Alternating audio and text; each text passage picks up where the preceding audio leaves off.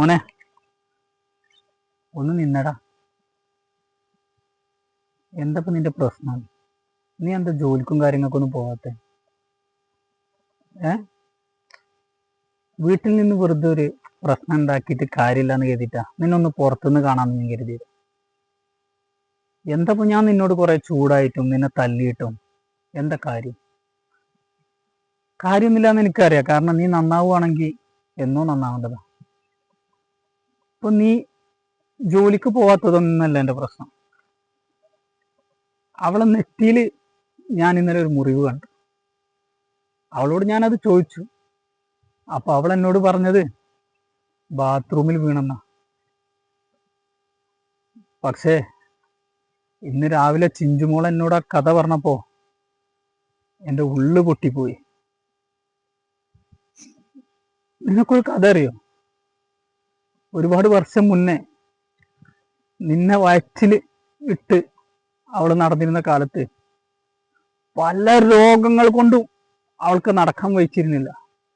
അന്ന് ഡോക്ടർമാരും നിന്റെ കുടുംബത്തിൽപ്പെട്ടവരും എൻ്റെ കുടുംബത്തിലും അവളെ കുടുംബത്തിലും പെട്ടവരെല്ലാരും പറഞ്ഞു, മോളെ ഇത് നമുക്ക് കളയാം, നിന്റെ ജീവൻ കളഞ്ഞിട്ട് നീ ഇതിന് തുനിയണ്ട. എത്ര ആൾക്കാർ അവളോട് പറഞ്ഞു. പക്ഷേ അന്ന് അവള് പറഞ്ഞത് എനിക്കൊന്നും പറ്റില്ല, എൻ്റെ കൂടെ ദൈവം ഉണ്ടെന്ന. അങ്ങനെ പ്രസവിച്ചതാണ് നിന്നെ. ആ ഒരു അമ്മയാണ് ഇന്നലെ നീ കല്ലുകൊണ്ട് അവളെ നെറ്റി കുത്തി പൊട്ടിച്ച് നീ പോയത്.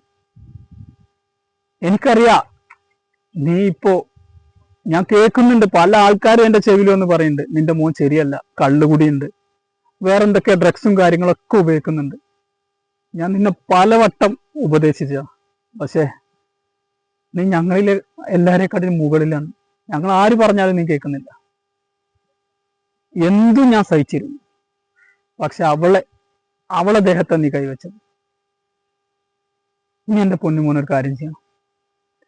പേടിയാ നിന്നെ, പഴയ കാലല്ല. എൻ്റെ ഇടയിൽ ജീവിക്കാൻ ഞങ്ങൾക്ക് പേടിയാ. എൻ്റെ പൊന്നുമോന് നാളെ മുതൽ ആ വീട്ടിലോട്ട് വരരുത്. നീ ഇവിടെ വെച്ചപ്പോയിക്കോ, നിന്റെ ഇഷ്ടം പോലെ നീ ജീവിച്ചോ. ആ വീട്ടിലോട്ട് നീ എൻ്റെ പൊന്നുമോൻ വരരുത്. ഞങ്ങൾ സ്വസ്ഥമായിട്ട് ജീവിക്കാൻ നീ അനുവദിക്കുക. നീ ഞങ്ങൾക്ക് ചെലവിന് കൊടുന്നേണ്ട ഒന്നും തരണ്ട. ഞാൻ അധ്വാനിച്ച് ഞാൻ അവരെ നോക്കിക്കോളാം. എൻ്റെ പൊന്നുമോൻ ഇനി വരരുത് ആ വീട്ടിലോട്ട്. ഓക്കെ? ഇത് വീട്ടിൽ നിന്ന് പറഞ്ഞ അവൾ ഒരുപാട് കരയും. അത് വേണ്ടെന്ന് കരുതിട്ടാ ഞാൻ റോട്ടിൽ വെച്ച് കാണാൻ